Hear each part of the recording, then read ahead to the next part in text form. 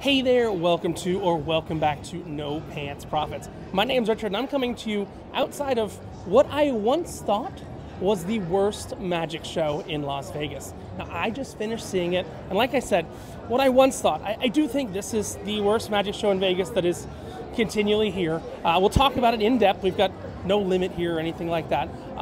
But Jay Owenfeld is worse, which is in a tent over by the Mandalay Bay. But this is Criss Angel Mindfreak. Now, you might have grown up, like the person behind the camera, grew up watching Criss Angel. And that's one of the main people he knew in Vegas. He didn't know of Penn and Teller. He didn't even know of David Copperfield or anything like that. But there's a generation that grew up on Criss Angel. What this show is it's Criss Angel trying to be a rock star in real life. Now, Criss Angel used to have a show with Cirque du Soleil. That show went away.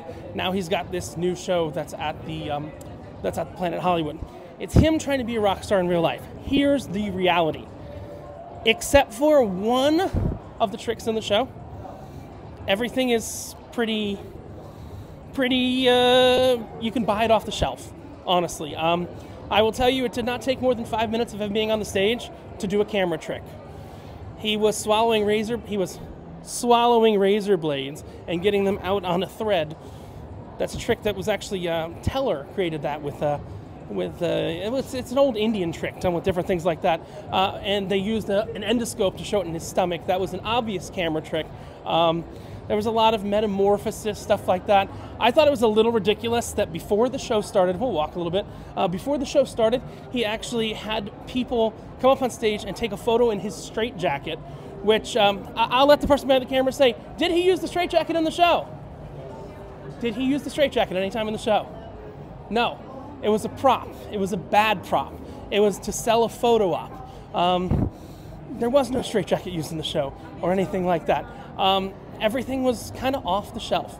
It was like a rock star had decided he wanted to do a farewell tour, but be permanently somewhere. I mean, there wasn't really a unique trick. There was kabuki magic, if you know what that is. That's pretty much where they'll put on a cape and they'll switch places. Multiple types of kabuki magic, appearances, disappearances, things like that. But really, you know, I'm not thinking of anything notable. He did some dove production, which I've seen that before and everything like that. But I want to talk about one trick that he actually did do. One trick that he did do was a very kind of unique trick, and I think we're going to kind of finish up this video looking at a trick. Like they're trying to sell the photos of the people in their straitjackets, which again, Criss did not use a straitjacket in the entire show, but they begged people to come up and take a picture of the straitjacket. So that will tell you.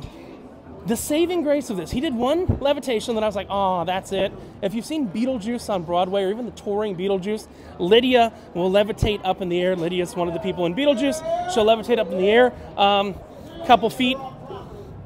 Criss Angel literally stepped on a platform with one foot, levitated, exactly like Lydia. But his last trick is something that if you came to Vegas 10, 12, 15 years ago, you could have seen with your own two eyes. I'm not saying if he stole it, if he bought it, let's just say he somehow has access to David Copperfield's levitation. David Copperfield's levitation is one of the best levitation. It is the best levitation of all time. And somehow, he got access to that. Let's come over here real quick, and before she blocks it off, can we get a picture? Can we get a picture? Okay, that's fine. Yep. So yeah, somehow, oh, there's a creepy person. Come in, Manny. Somehow got access to the levitation from Copperfield. And he went up and down a ladder. Oh, you guys are waiting there. Oh, no worries. Yeah, so he went up and down a ladder with kind of the levitation that Copperfield does. Now, Copperfield's levitation is actually patented, so you can look up exactly how Copperfield's levitation is done. And if you look at any levitation, there are things called provers, which prove that there's not wires and things like that. How you know it was Copperfield's original levitation comes down to the provers. The ways that you prove that there was not a wire, there was not this, there was not that. It used the exact same provers that Copperfield did. So one thing that he added that Copperfield didn't have was that he would go down and up the side of a ladder. You want to take your photo? Oh, she got it, yeah. You would go up and down the side of a ladder, and I'm going to end this by doing that. Is it the worst magic show in Vegas? Not really. It does get offensive at times. There was plants. There were multiple plants because there was a little white girl with busted open jeans and a tank top on who was using a 5-year-old Android phone. No, Chris. You ain't fooling nobody. But this is part of his big illusion.